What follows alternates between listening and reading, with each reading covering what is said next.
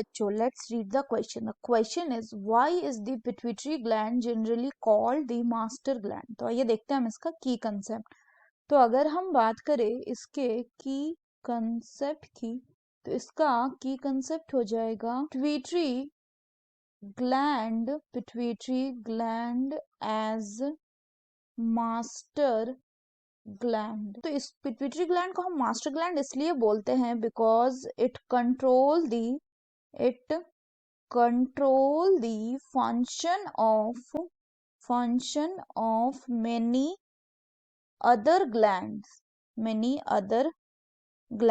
अगर इसको हम एक एग्जाम्पल से समझे बच्चों, तो हम सेक्स ऑर्गन के संदर्भ में इसको समझते हैं. तो जैसे कि मान लीजिए हॉर्मोन्स जो हैं वो रिलीज हुए कहाँ से, सो हार्मोन फ्रॉम पिट्यूटरी ये रिलीज हुए. ये क्या करते हैं, ये आपका काम करेंगे, दे विल स्टिमुलेट, ये स्टिमुलेट करेंगे किसको, टेस्टिस को एंड ओवरीज को. तो टेस्टिस एंड ओवरीज क्या करेगी, testis and ovary then release करेगी आपका testosterone in case of male and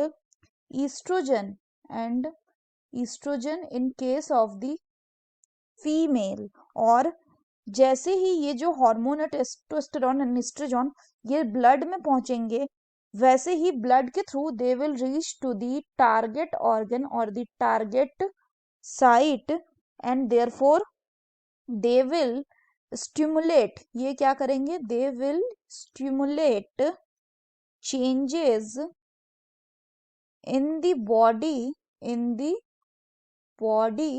at the onset of puberty.